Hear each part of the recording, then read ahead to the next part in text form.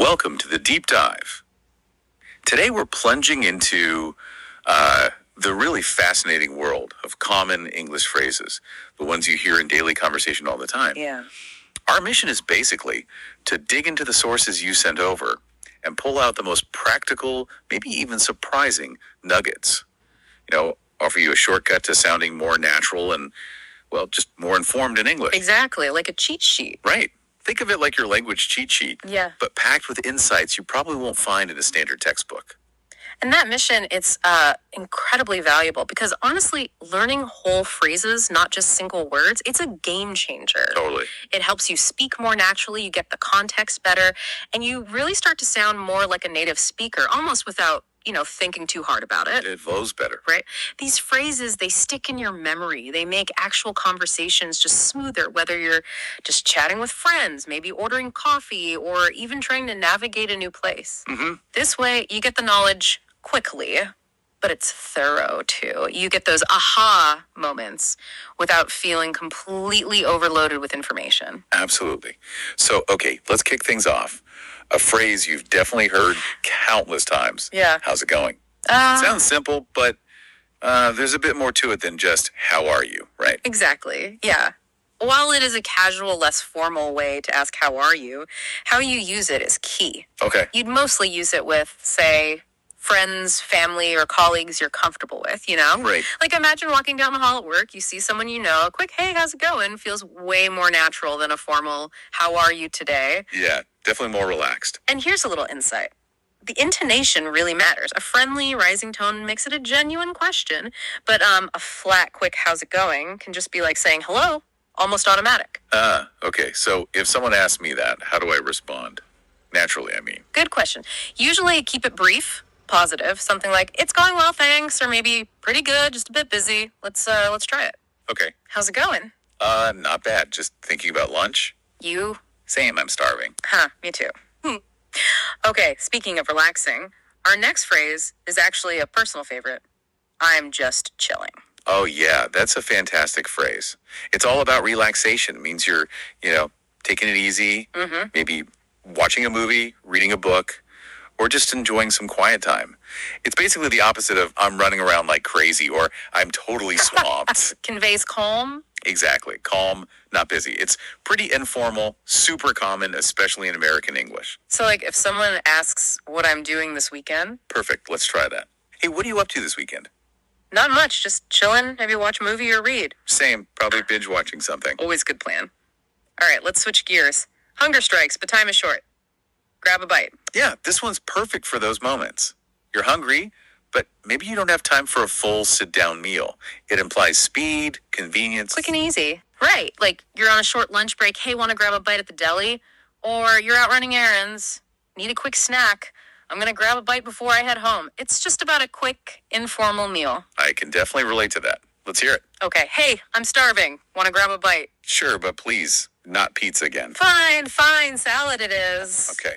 Now, when you put in a solid effort, maybe you're tired, ready to wrap things up for the day. Yeah. You call it a day. Yes, exactly.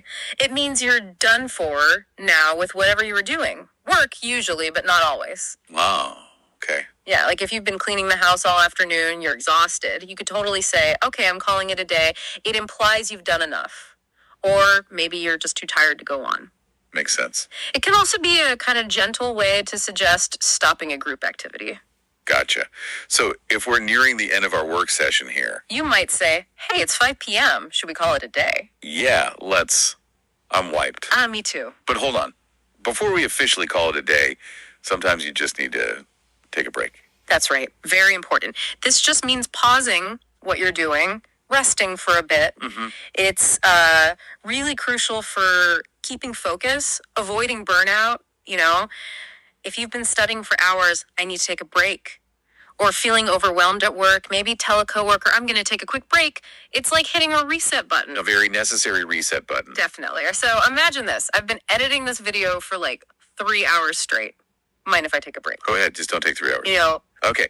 Next up, for those busy afternoons filled with all those little tasks, run errands. Yeah. This phrase perfectly captures that feeling of completing small tasks or chores, usually outside the house, like going to the bank, picking up the dry cleaning, buying groceries, mailing a package, all those little things.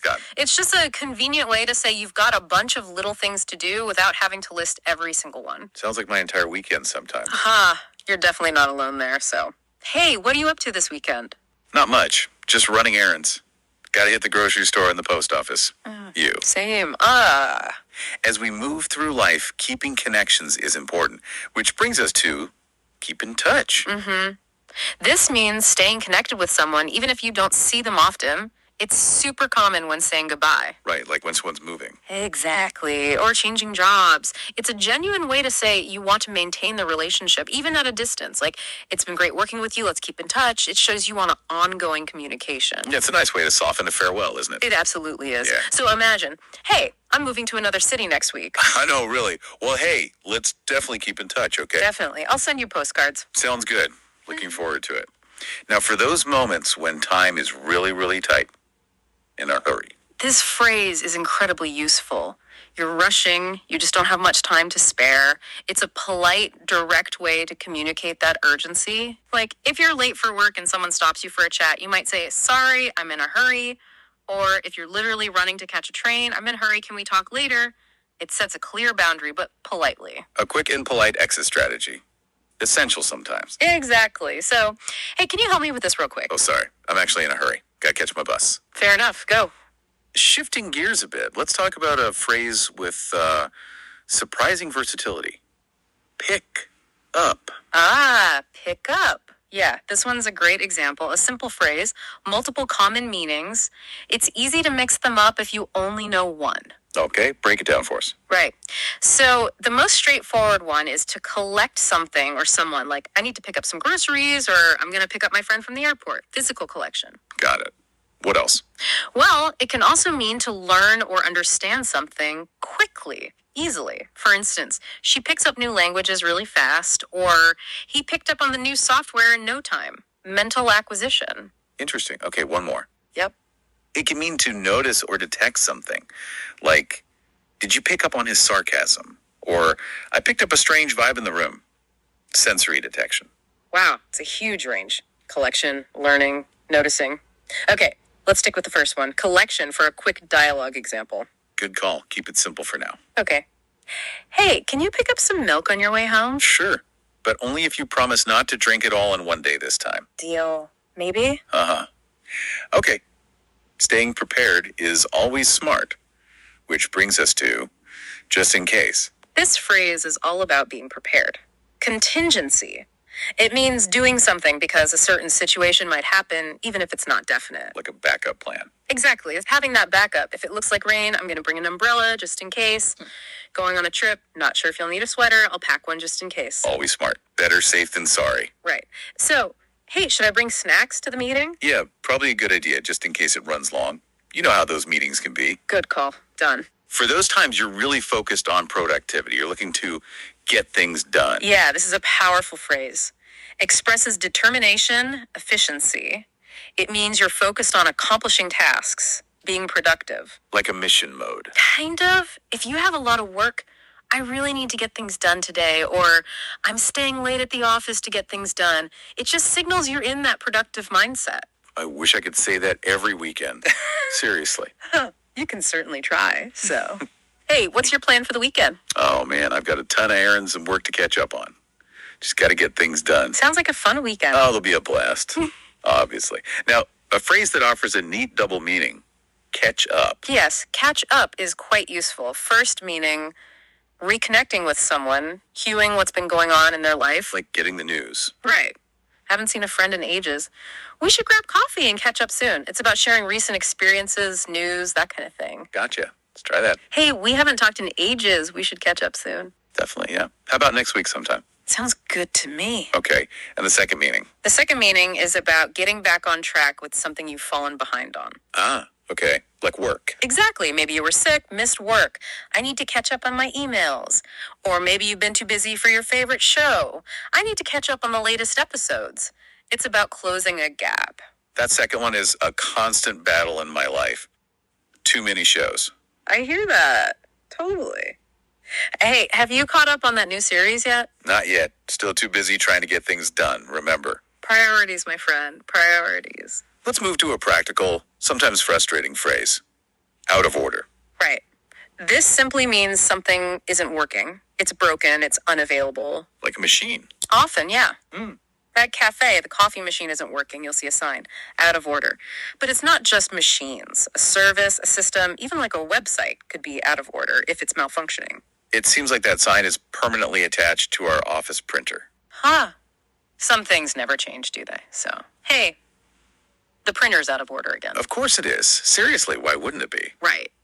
Okay, for those with really fast-paced lives, on the go seems like the perfect description. Absolutely. This means being busy, constantly moving, little time for rest, for relaxation. Always running around. Yeah. If you're always running from one place to another, I'm always on the go. It's a great way to describe a super active or fast-paced lifestyle. Like, man, I've been on the go all week. Meetings, errands, you name it, barely had time to eat. Sounds exhausting, but maybe productive. Often both, definitely. So, hey, how's your week been? Crazy busy. I've been on the go nonstop. Seriously, barely had time to eat. Wow. Sounds like you need to settle down a bit. Maybe. Speaking of finding balance, our next phrase encourages seizing the moment. Make the most of it. This phrase means taking full advantage of a situation, an opportunity. It's about being determined to enjoy something, appreciate it fully. Like on vacation. Perfect example. You're on vacation. I'm going to make the most of my time here. Means you want to experience everything. Or you get a rare sunny day after weeks of rain. You got to make the most of it. A good reminder to be present, I think. Indeed it is. So, hey, the weather's actually nice today. Let's make the most of it and go for a walk later. Good idea, yeah. I could use some fresh air. Me too. Now, a phrase with two quite distinct paths. Settle down. Yeah, settle down is fascinating. Two really different but equally common meanings. Okay, what's the first one? First one means calming down. After being upset or maybe too excited, someone's really agitated or hyper. You might say, hey, settle down, it's okay. It's telling someone to relax, compose themselves, can be playful or gentle. Got it. And the second? Second meaning is about establishing a stable, permanent lifestyle. Ah, like putting down roots. Exactly. Buying a house, getting married, or just choosing a place to live permanently after years of moving around. You know, after years of traveling, I'm ready to settle down, maybe start a family, that kind of thing. Very different. One's about emotions right now, the other's about long-term life choices. Let's try the first meaning. Okay. Imagine this. Hey, you're getting way too into this movie. Settle down. It's a good movie. But, okay, fine, I'll settle down a little. And the second meaning, thinking about yourself, do you think you'll ever settle down? Maybe one day, but honestly, for now, I'm kind of enjoying being on the go. Fair enough. Hey, for those casual social moments, there's hang out. Yeah, this just means spending time casually with someone. No big plans, just relaxing together. Yo. Totally low-key, meeting a friend, want to hang out this weekend. It implies doing something easy, like watching a movie, grabbing coffee, or honestly, just chatting. It's basically the opposite of a formal engagement. Precisely. So, hey, what are you doing later? Not much, just hanging out with some friends probably, yeah. Same, yeah. Probably just hanging out at home. Maybe order some food. Nice. Okay, when it's time to leave, make tracks, you hit the road. This is a pretty direct phrase for when you're leaving or starting a journey. Like a road trip. Yeah, exactly. About to start a road trip. All right, let's hit the road. It just means let's get going. It's casual, but clear. Used when you're ready to leave a place or begin a trip. So, for example, if we're ready to wrap up this recording session. You got it. You could say, hey, the meeting's over. Should we hit the road? Yeah, let's. I've had enough of this place for one day. Same. For those sometimes awkward silences or maybe meeting new people, we have break the ice. Yeah, this idiom is all about starting a conversation, especially when people might feel awkward, shy, maybe they don't know each other. Like at a party or a networking event. Exactly. Networking events, a new class, a party where you don't know many people. A common mistake is trying too hard, forcing a topic. Often the best way is just genuine curiosity. Okay, so what's your go-to icebreaker then? Your secret weapon? Well, honestly, I just ask people about their pets. Seriously, everyone loves talking about their pets. Works almost every time. That's actually a pretty good strategy. I might steal that. Go for it. To get a project or maybe a discussion moving forward, you get the ball rolling. Right. This means starting something, a project, a discussion, an event. It implies not just beginning, but also building some momentum, keeping it moving. Right. You might say, okay, team, let's get the ball rolling on this new assignment, or we really need to get the ball rolling on planning the party if we want it to happen next month. It's about initiating action and, progress. It sounds like we need to take our own advice sometimes with these recordings. We certainly do. So, hey, we've been talking about this deep dive for hours. Maybe we should get the ball rolling and actually, record it. Good idea. Let's do it. Right now. Okay. Now, a phrase that's almost like a linguistic shrug sometimes. What's up? Oh, yeah. This is truly one of the most casual, ubiquitous greetings in English. It's basically shorthand for what's happening or how are you, but way less formal. For friends only, pretty much. Yeah, exclusively with friends or people you're really comfortable with. It's so informal. Sometimes it's almost just a filler before starting a conversation. Doesn't always expect a detailed answer, Right, not usually asking for big life updates. Not at all. So, hey, what's up? Not much, just thinking about what to have for dinner. Same actually. I'm craving something spicy tonight. Oh, nice. Now I'm hungry too, thanks. Sorry. Okay, for those happy, maybe surprising encounters after a long time apart. Long time no see. This phrase is just perfect for that situation. Haven't seen someone in a while. It's a quick, warm, natural way to say, hey, wow, it's been a while since we last met. Yeah, it feels really natural. It does. You might use it if you bump into an old friend at the grocery store, maybe run into a coworker after a long break. It quickly sets a comfortable tone for reconnecting. No awkwardness needed. It really just rolls off the tongue easily. Totally. So, hey, long time no see. Oh, hey. I know, right? It feels like forever. How's everything going? Not bad. Just busy with work, Same here. Crazy busy. Hey, we should actually catch up properly soon. Definitely. Let's do that. After a particularly long day, you might find yourself saying, I'm beat. Oh, yeah. This is the great informal way to say you're really tired, exhausted. Short and sweet. Exactly. Succinct. Everyone understands it. After a long day at work, maybe running around doing errands all afternoon, finishing a big project. Man, I'm beat. Just quickly conveys you're totally worn out. Definitely a staple in my vocabulary after some days. Mine too. Absolutely. Hey, how are you feeling after that workout? Honestly, I'm beat. Seriously need a nap right now. Oh, same here. Definitely nap time for me too. Here's a phrase that sounds delicious, but usually has nothing to do with food. It's piece of cake. Right. This one means something is really easy, effortless. But not actual cake, usually. Exactly. Unless, baking that cake was the easy task. But yeah, it's just about ease. A common pitfall for learners, though, is realizing it's quite informal. You wouldn't describe, say, a complex surgery as a piece of cake to a patient. And also, it implies you found it easy, which might sound a bit dismissive if the other person struggled. Good point. So context and who you're talking to are really key. Absolutely. Always. So, okay, how was that presentation you were working on? Stressed about it yesterday. Oh, it was fine. Actually, it was a piece of cake in the end. I practiced so much it just felt effortless. Nice. Wish I could say the same about my last meeting. Ugh. Oh no, what happened? Let's just say it was definitely not a piece of cake. Fair enough. I get it. Okay, similar to call it a day, but specifically for the evening hours. We have call it a night. You're spot on with that distinction, yeah. Yeah. Well, call it a day can apply to pretty much any activity or work. Call it a night is specifically about ending evening activities, usually to go home, relax, go to bed. Makes sense. If you're out with friends, it's getting late, you might say, all right, guys, I'm exhausted, let's call it a night. It clearly signals you're done with the day's social stuff. A polite way to exit an evening out. Precisely. So, Hey, it's almost midnight. Should we keep working on this project? Let's call it a night. Seriously, we can finish it tomorrow. Agreed. My brain officially shut down about an hour ago anyway. Mine too.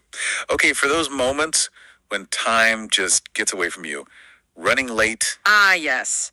An incredibly useful phrase for daily life, right? It's a quick, polite way to let someone know you're behind schedule, you won't be on time. Essential for courtesy, really. Absolutely. If you're meeting someone at 3:00, but it's 2:45 and you're still at home, you text them, hey, so sorry, running late, I'll be there in like 20 minutes. It just helps manage expectations. Nobody likes waiting and wondering. True.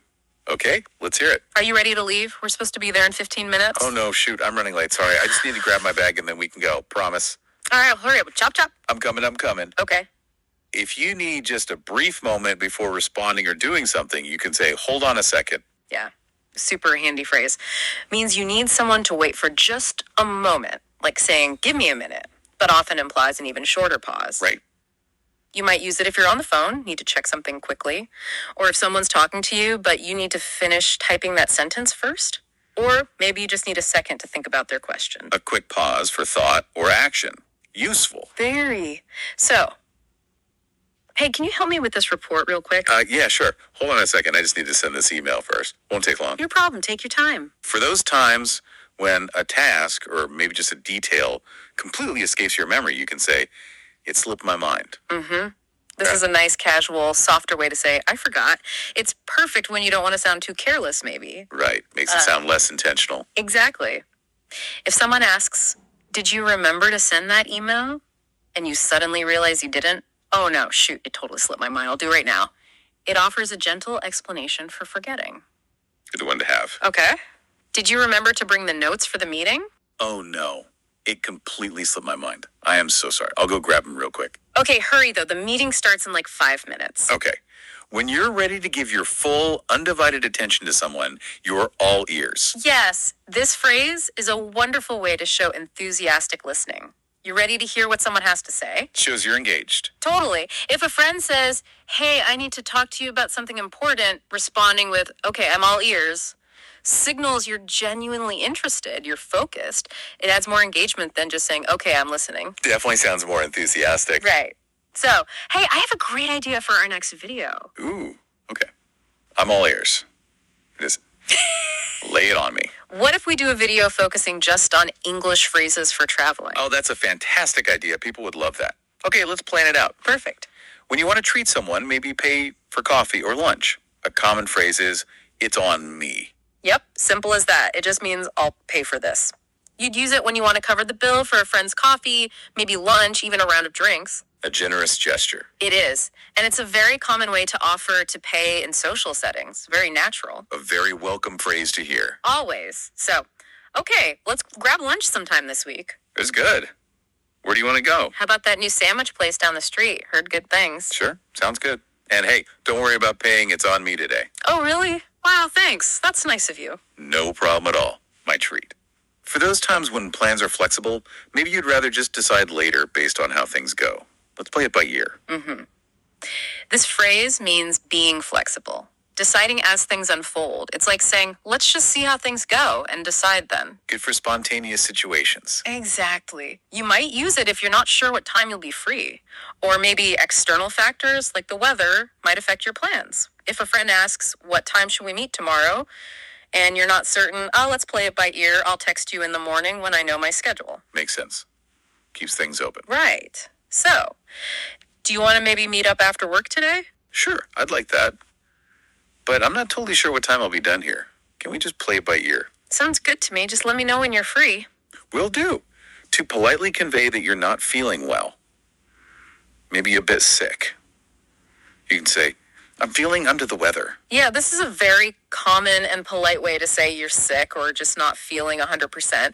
It's usually for something mild, though. Like a cold. Exactly, like a cold, or just feeling generally unwell.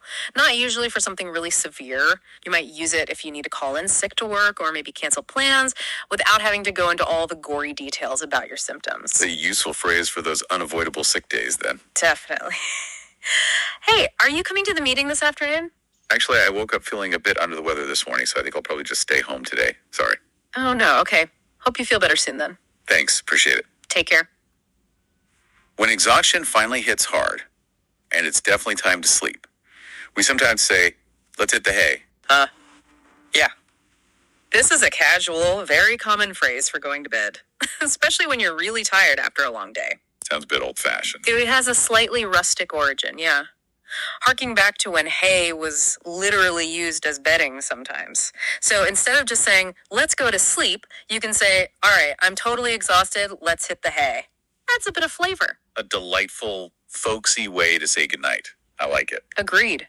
It's fun. When something isn't as serious as maybe someone thinks it is, you can offer reassurance with, "It's not a big deal." Yeah, this phrase is excellent for downplaying a situation. Reassuring someone. It's like saying, don't worry about it, or hey, it's not a problem. Helps put people at ease. Exactly. You might use it if someone apologizes for something minor, like being a few minutes late. Oh, it's not a big deal. It just signals you're relaxed about it. It hasn't caused any real issue. Good to know. So. Oh, man, I'm so sorry I forgot to bring that book. I promised you today. Hey, it's not a big deal at all. Seriously, don't worry about it. You can just bring it tomorrow. Okay, thanks. To indicate you're just joking, maybe teasing someone, there's the fun phrase, "I'm just pulling your leg." This means you're joking around. Teasing someone. It's a playful way to make sure someone knows you're not being serious, especially after saying something maybe a bit outrageous or unbelievable. Right, clarifies it's a joke. Yeah, it's lighthearted, meant to get a laugh, or maybe a playful, oh, you kind of response. So it's basically a quick, just kidding, but with a bit more personality. Precisely. Exactly. So, did you hear they're giving everyone a whole month off work next summer with pay? What? Are you serious? No. No geez. way. Yeah. No, just kidding. I'm just pulling your leg. Sorry. Oh, man, you totally got me there for a second. Gotcha. Okay. Gotcha. When the small talk is over and it's time to focus on the main task, you get down to business. Yeah, this phrase is perfect for that transition. Shifting from informal chat to serious work or focus, it's like saying, "Okay, let's start working now," or "Let's concentrate on the task at hand." Sets a serious tone. It does. You might use it at work, maybe in a meeting, or even when you're studying with friends. Just signals it's time to be productive. No more messing around. Okay. All right, we've been chatting for quite a while now. Should we actually start outlining the project? You're right, yeah. Let's get down to business. We've only got about an hour left. Sure, let's do it. For showing empathy, maybe you're in a similar tough spot as someone else. I'm in the same boat. This phrase means you're in the same difficult or challenging situation as someone else dealing with the same thing. It's a really great way to show empathy, show solidarity. Creates connection. Yeah. If a friend says, "Oh, I'm so stressed about this deadline," and you're also facing a crazy deadline, you could say, "Oh man, I'm totally in the same boat. It's been a nuts week." Yeah. Creates that shared understanding. Misery loves company, right? Or at least shared deadlines do. So, gosh, I'm so behind on this project, it feels impossible. Tell me about it. I'm in the same boat. I've been working on mine all day, and I still have so much to do. Deadlines are just the worst sometimes. Agreed. Yeah. Completely agreed. When you're perfectly fine with letting someone else make the choice, it's up to you. Yeah, straightforward phrase just means you choose, or it's your call. You use it when you're genuinely okay with whatever decision someone else makes. Shows flexibility, you don't have strong preference. Gives them the agency. Precisely. A common way to just defer the decision. So, should we get pizza tonight, or maybe try those sandwiches again? Honestly, it's up to you. I'm good with either one tonight, whatever you're feeling. Okay, cool. Let's go for pizza then. Feeling lazy. Sounds good. For those periods when you're just overwhelmingly busy, I'm swamped. Oh, yeah. This phrase means you're extremely busy. Overwhelmed. Like you have way, way too much to do. Drowning in work. That's the feeling it conveys, like being submerged in work or tasks. You might use it for work, school, even stuff at home if you've got multiple deadlines or just a massive workload. If someone asks for help and you're overloaded, "Sorry, I can't right now, I'm totally swamped, maybe later." It really paints a clear picture of being underwater with tasks. It really does. So, hey, could you maybe help me with this report for a few minutes? Oh gosh, I'd love to, but I'm sorry, I'm completely swamped today. I've got like 3 deadlines hitting at once. Oh, wow. Okay, no worries at all. I'll ask someone else. Good luck. Thanks, you too. And as we get ready to conclude things, a simple yet effective phrase for ending. Let's wrap it up. Commonly used when it's time to finish something. A meeting, a discussion, maybe a task. It just signals you're ready to bring things to a close. Clear closing signal. Yep. Like if you're in a meeting running out of time. All right, everyone, let's start to wrap it up. We can continue this discussion next week. Provides that clear ending point. Got it. Okay, shifting to a more challenging idiom now. Throw someone under the bus. Ooh, yeah.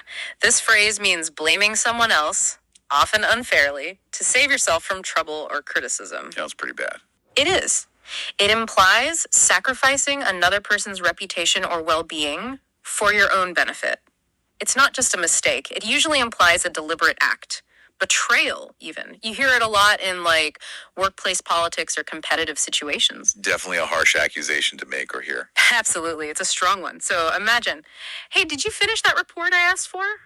Well, no, not yet, but Emily still hasn't sent me the data I need. Wow, throwing me under the bus already. Harsh. I sent that yesterday. No. Exactly. Now, a phrase that sounds messy but is about secrets. Spill the beans. Huh. Yeah, nothing to do with actual beans, thankfully. This fun idiom means revealing a secret, telling something that was supposed to be kept confidential. Where does that come from? The origin is a bit debated, but one theory links it to ancient Greece. Apparently, they used beans for voting sometimes, and if the container was knocked over, spilling the beans, the secret votes were revealed. Huh, interesting. Yeah, so if someone tells you, don't spill the beans, they mean keep it a secret. It's often used playfully, like for surprise parties, but it can be for more serious info too. So it's about revealing info, whether you meant to or not. Exactly. So, guess what I just heard? Sarah is apparently... Whoa, stop right there. Are you about to spill the beans on something? You know I can't keep a secret. No, I'm just joking, relax. Okay, good. Phew. To confirm that someone is absolutely precisely correct, you can say, hit the nail on the head. Mm-hmm. This idiom means someone is exactly right, or they've perfectly identified the core truth or the main problem of a situation. It's a vivid way to share strong agreement and accuracy. Very validating to hear. It is. If your friend correctly points out, you seem stressed, probably because you're overworking again, you could say, wow, you totally hit the nail on the head. Confirms their assessment is spot on. It's great when someone truly understands like that. Absolutely. So, why do you think so many learners struggle with these advanced idiomatic phrases? Good question. Maybe because most textbooks just don't really teach them effectively. They focus on grammar rules. You absolutely hit the nail on the head there. That's a huge part of it. When a fresh perspective or some creativity is needed, you might be told to think outside the box. Yes. This phrase encourages creativity, unconventional thinking. It means approaching a problem or a situation differently, not just relying on the usual traditional methods or ideas. Break the mold. Exactly. If you're stuck on a problem at work, your boss might say, okay, team, let's think outside the box on this one. Or writing an essay, the teacher encourages you not just to repeat the textbook, but to think outside the box. Yeah. It's all about innovation. Okay, so for my terrible Wi-Fi problem at home, how do I think outside the box? Well, okay, instead of just calling the provider again, which is inside the box, right? Maybe you move the router to a weird spot. Try making a tinfoil antenna, like in the old days. Really think outside the box. Tinfoil antenna. Or, just maybe stop streaming cat videos 24/7. That might help too. Hey, good point though. Okay, now, for being skeptical about something, take it with a grain of salt. Right. This means you shouldn't believe something completely. You should be a bit skeptical. Why a grain of salt? The idea is that salt adds flavor, maybe makes something more palatable, but doesn't change the core substance. So you accept the information, but with a little reservation. You use it when info might be exaggerated, biased, maybe unverified. Like if an app promises fluency in 1 week, definitely take that with a grain of salt. Or a whole shaker of salt. Probably. It's about evaluating info critically, not accepting everything, especially if it sounds too good to be true. Or like, my cousin told me this new cafe has magic coffee. Yeah, I'd take that with a grain of salt. Trust me, their magic coffee tastes like muddy water. Good to know. So it's about discerning credibility. And speaking of things that rarely happen. That brings us perfectly to once in a blue moon. This idiom means something happens very, very rarely. Almost never. Like an actual blue moon. Exactly. It refers to that rare occurrence of a second full moon within the same calendar month, which is called blue moon. So you use it for activities or events that are super infrequent, like I only eat fast food once in a blue moon, or my cousin calls me like once in a blue moon and usually only when she needs something. I can definitely relate to that gym frequency myself. Me too. Totally. So how often do you actually go to the gym? Be honest. Maybe once in a blue moon. And then I seriously regret it for about 3 days afterwards.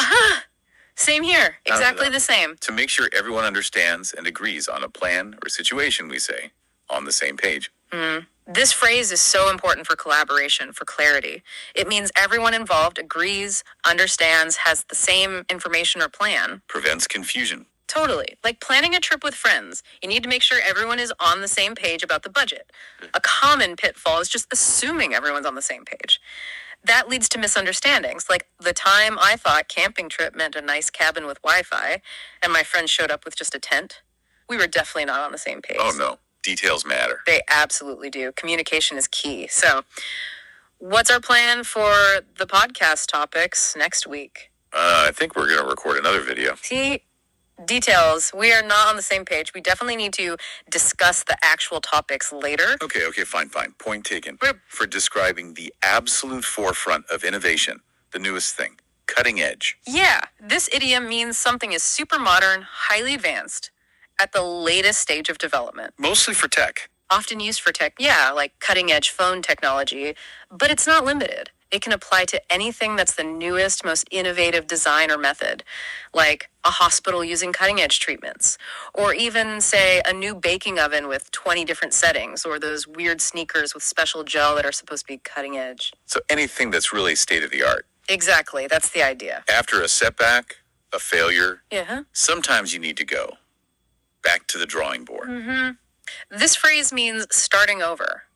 After a failure, or when your first plan just didn't work out, it implies the previous attempt was unsuccessful and now you need a totally new approach, maybe a new design. Like starting from scratch. Pretty much. Your cake burns. You sigh, scrape it into the bin, and say, okay, back to the drawing board. Or when I tried to fix my bike that time and the wheel literally fell off. Yeah, that was a definite back to the drawing board moment for me. It's common, a bit resigned sometimes, but practical. The journey to getting something right often involves many trips back to that board. Precisely. Well said. So, hey, how's your Learn Spanish in a Week plan going? Fluent yet? Well, I know hola. That's pretty much it. So, yeah, definitely back to the drawing board on that one. Maybe try Learn Spanish in a year. Better plan. When dedication or maybe just procrastination keeps you working late into the night, Yeah. you burn the midnight oil. Right. This idiom means working late into the night, often for a long stretch, usually for a specific purpose, like studying hard for an exam or pushing to finish a big project. Sounds intense. It signifies intense effort, yeah. Commitment. The phrase itself makes you think of old lamps working by lamplight late at night. It could be for work, study, or, let's be honest, sometimes it's just playing video games way too late. Guilty as charged on that last one sometimes. Aren't we all? So, why do you look so tired today? Rough night. Yeah, I was kind of burning the midnight oil. Yeah.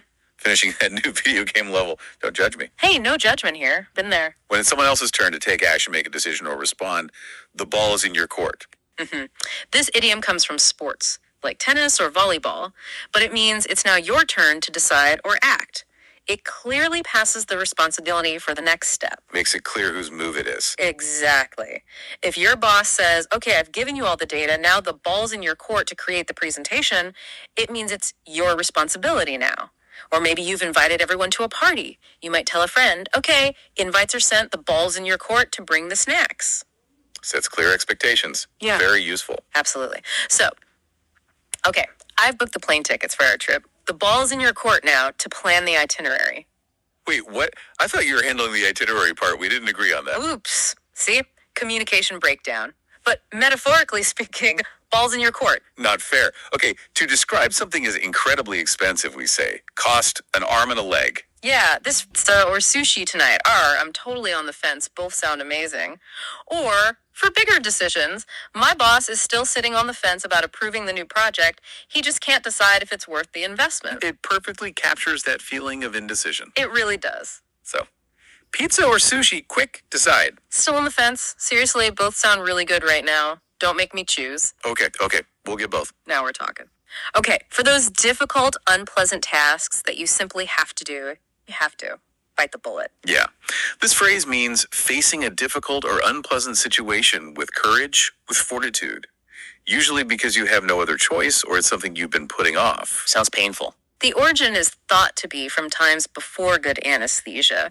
Patients undergoing surgery would literally bite on a lead bullet to help them endure the pain. So yeah, it implies doing something tough, something you dread, like finally going to the dentist, or having that really awkward conversation you've been avoiding, or maybe tackling that closet that's overflowing with junk. A tough, but sometimes necessary phrase for life. Exactly. We all have to bite the bullet sometimes, so. Have you told your cousin yet that she can't borrow your car again next weekend? Not yet. but I know I have to. I'm biting the bullet this weekend. Wish me luck. Good luck. You'll need it. To provide a quick, concise summary of something, you can say, in a nutshell. This means summarizing something very briefly, keeping things short and sweet. It's perfect when you need to convey the main point quickly without getting bogged down in all the details. That's straight to the chase. Exactly. Like, okay, in a nutshell, the movie was about a time-traveling hamster who saves the world. Or, in a nutshell, my weekend involved laundry, way too much Netflix, and probably not enough sleep.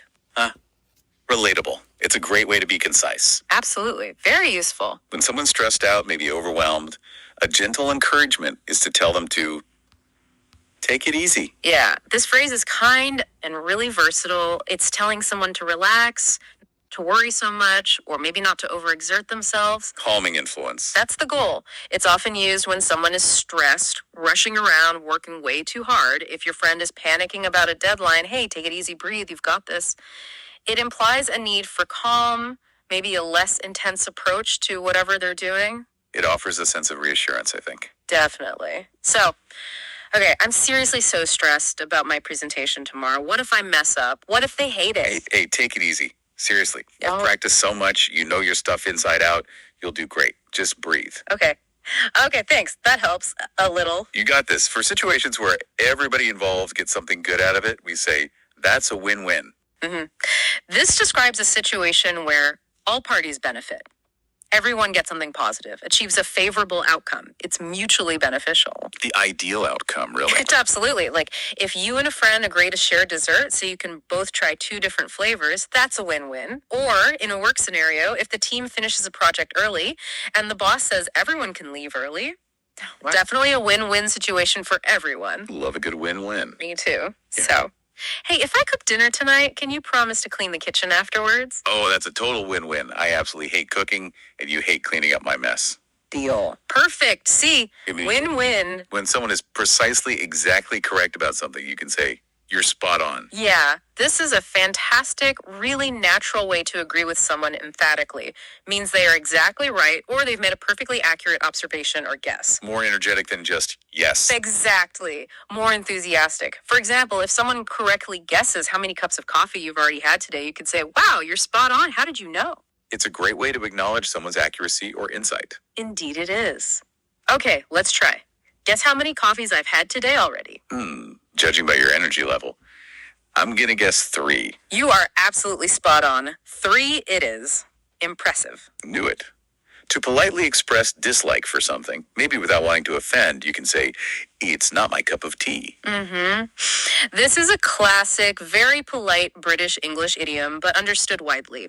It means you don't particularly like something, or it's just not to your personal taste. Crucially, it does this without being harsh or offensive. Implies personal preference, not judgment. Exactly. It can apply to food, a book, a movie, an activity, pretty much anything. Instead of saying, ugh, I hate horror movies, they're stupid, you could gently say, horror movies aren't really my cup of tea. I tend to prefer comedies. It's a softer rejection. Very useful for navigating social situations politely. Definitely. Hey, did you see that new horror movie everyone's talking about? Was it good? You know me, horror movies aren't really my cup of tea. I think I'll stick with comedies. Did you see it? Yeah, I prefer comedies too, usually. When your patience has finally completely run out after a series of annoyances you've reached, that's the last straw. Oof, yeah. This is a powerful idiom. It signifies reaching your absolute breaking point, where one more small problem, one final irritation, just makes you lose your patience or give up entirely. Final annoyance. Exactly. It implies there's been a whole series of accumulating issues, and this last one, even if it's minor, just pushes you over the edge. Imagine your internet crashing again after you've already had a terrible day, or maybe a series of office mishaps, printer broke, meeting canceled, now your computer froze. Okay, that is the last straw. It signals a definitive end to your tolerance. A very clear signal of complete exasperation. Without a doubt, you know someone's really fed up when they say this. When someone is struggling, maybe going through a hard time, you can offer encouragement with, hang in there. Yes. This phrase is a common, really empathetic way to encourage someone. Someone facing difficulties, working really hard, maybe just going through a tough patch. It means don't give up. Exactly. Persevere, endure, keep going. Think of a friend studying for really tough exams, or someone working late every night on a difficult project. Hey, hang in there. You're almost done. It's meant to be comforting, supportive. A little morale booster when needed. Exactly. So, I've been studying for like 5 hours straight. My brain is fried. Oh man, I feel you. Hang in there, okay. You're doing great. Maybe just one more chapter. Or perhaps take a short break now. Yeah, maybe a break is a good idea. Thanks. You got this. When you confirm you're taking care of a task someone asked you to do, you can simply say, I'm on it.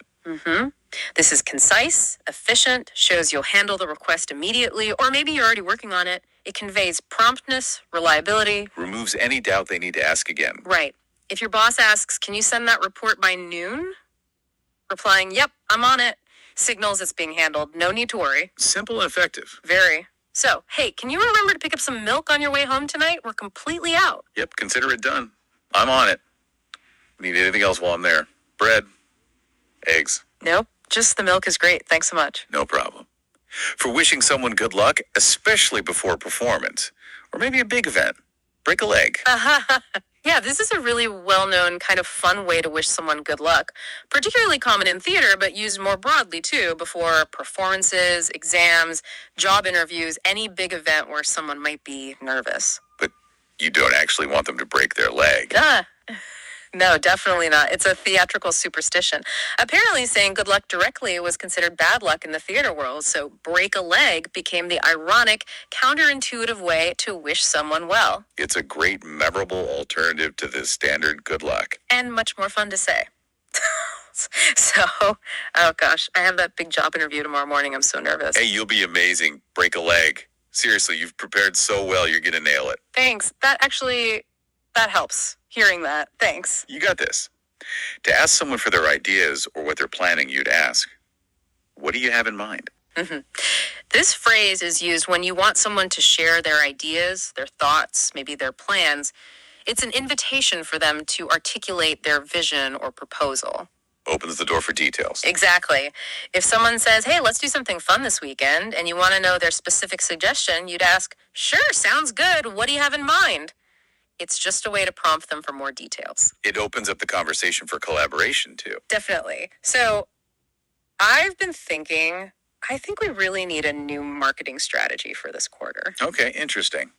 What do you have in mind? Should we maybe try focusing more on social media ads this time? That's part of what I was thinking, yeah. For a decision that's really obvious or super easy to make, it's a no-brainer. Yep.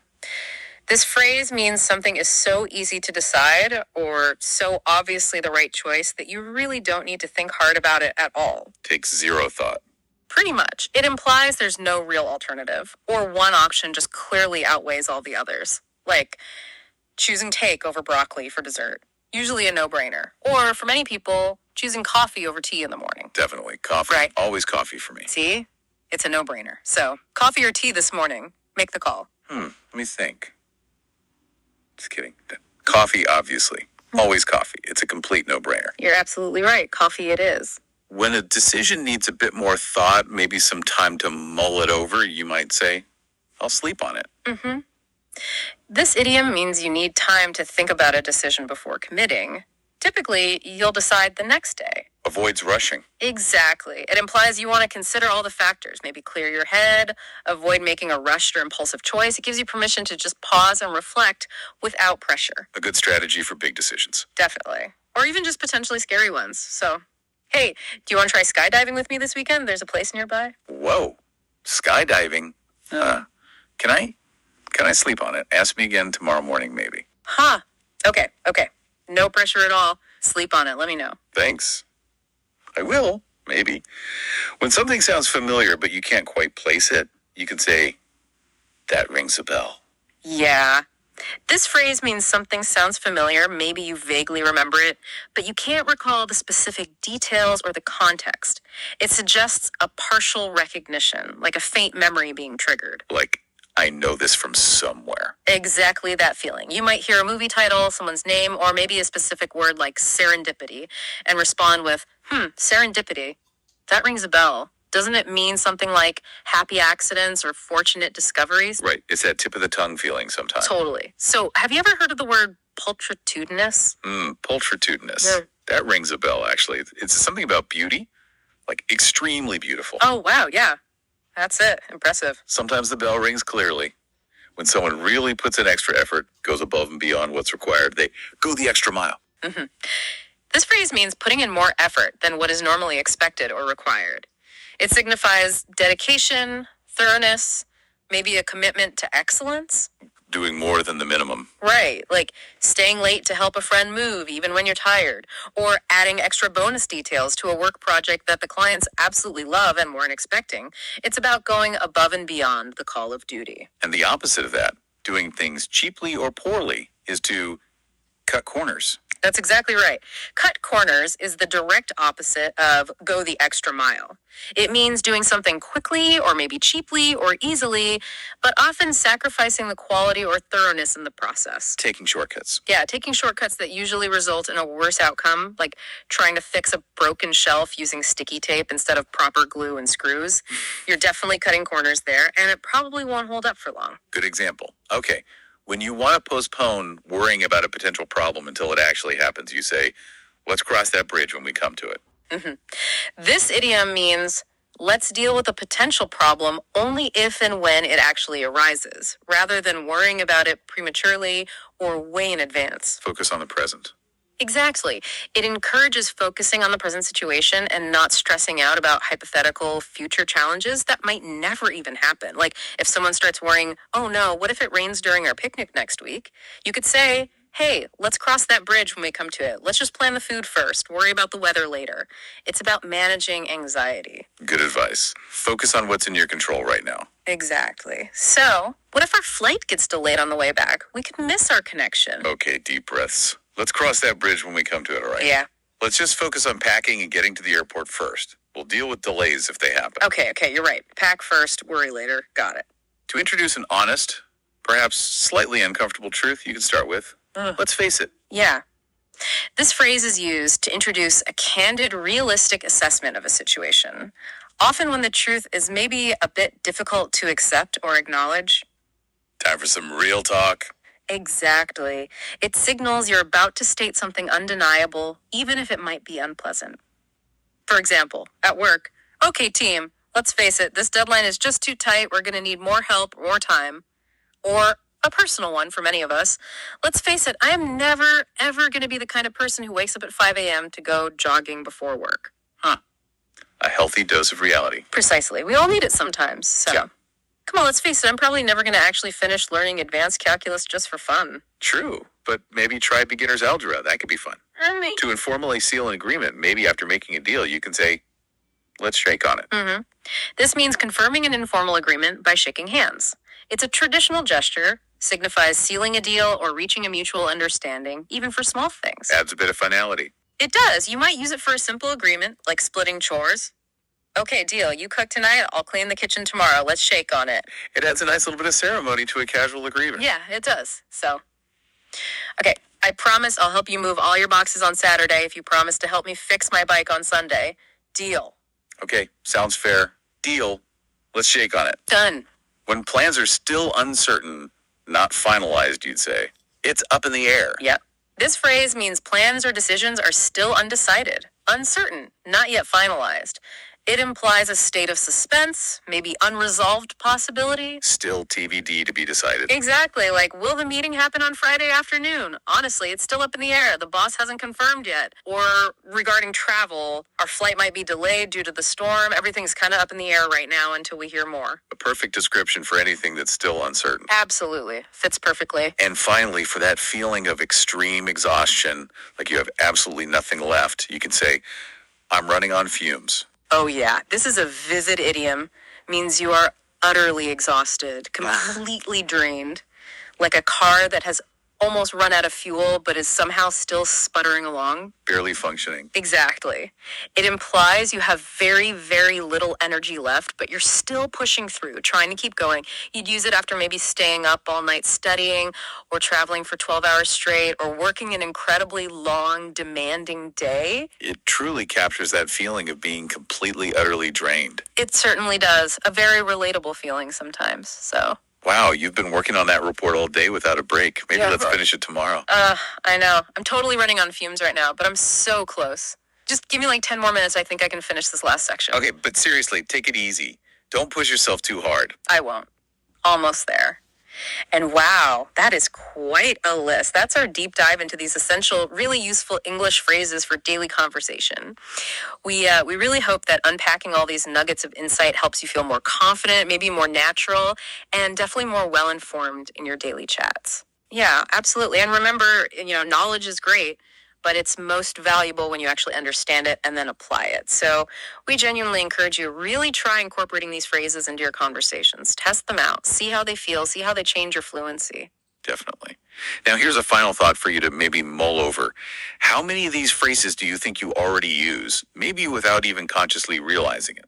And maybe more importantly, out of all the new ones we talked about today, which single phrase will you try to integrate into your daily conversations starting right now? Which one will help you feel even more effortlessly fluent? Keep practicing, keep listening, and keep learning.